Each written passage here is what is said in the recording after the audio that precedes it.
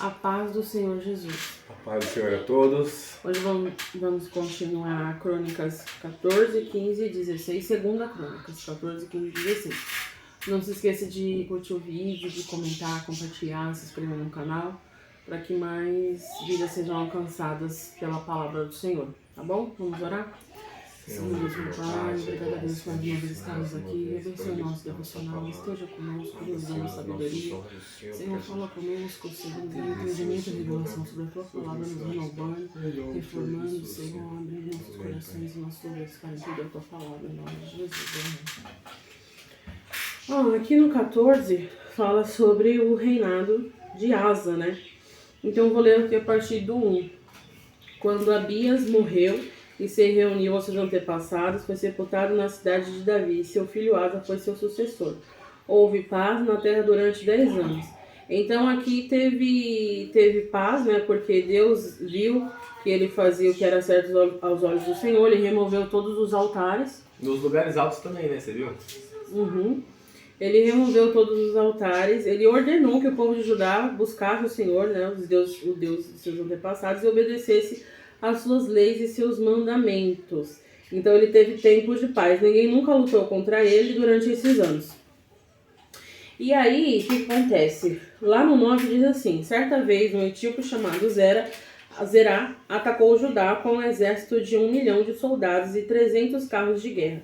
Avançaram até a cidade de Maresa, de modo que Asa saiu com o seu exército para a batalha no vale ao norte de Maressa. Então Asa clamou ao Senhor seu Deus: ó Senhor, ninguém além de ti pode ajudar os fracos contra os poderosos. Ajuda-nos, ó Senhor nosso Deus, pois em ti confiamos.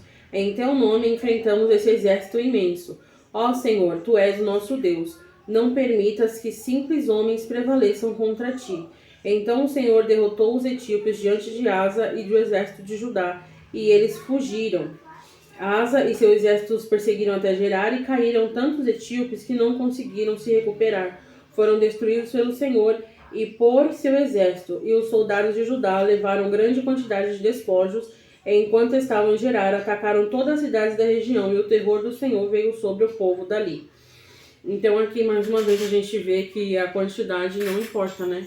Porque ali o povo etíope era bem maior, bem maior, porque aqui fala que da tribo de Judá ele tinha 300 guerreiros, né?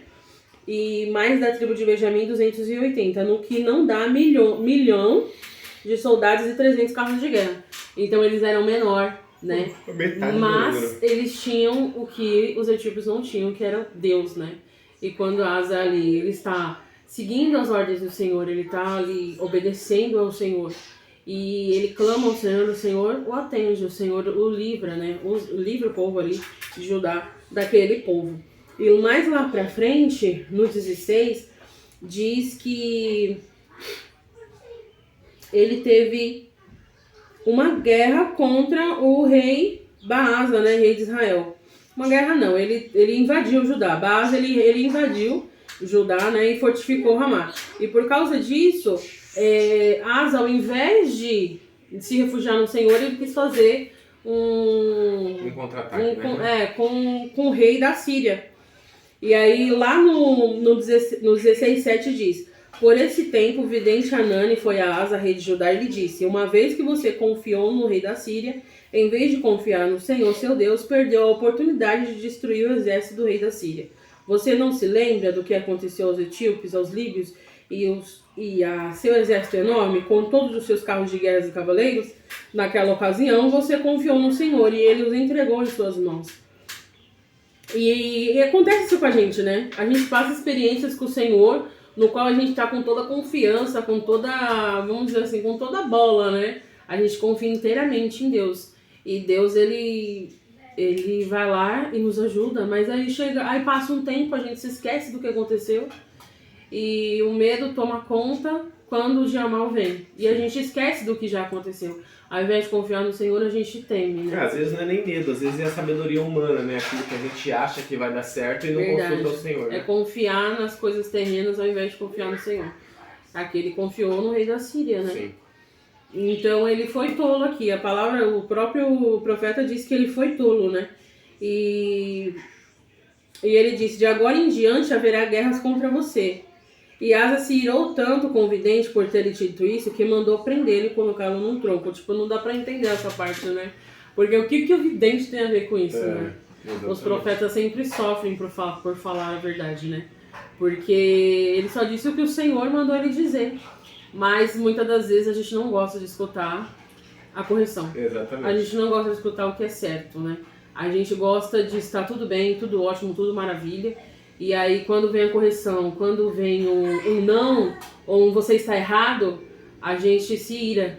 Mas a nossa luta não é contra a carne e não tem nem por quem a gente lutar aqui. Porque uma coisa é a gente lutar contra as potestades malignas e por Deus. Quem é que vai lutar? Você não pode contra Deus. Isso. Se você está errado, a única coisa que você tinha que a gente tem que fazer, que ele tinha que ter feito aqui, era ter pedido perdão, né?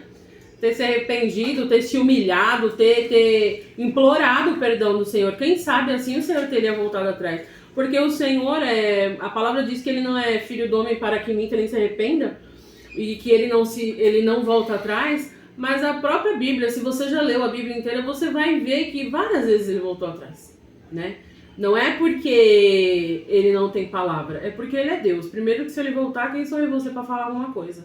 E porque ele é misericordioso, ele tem misericórdia de mim e de você. E o que eu acredito que Deus, ele contrito, como fala?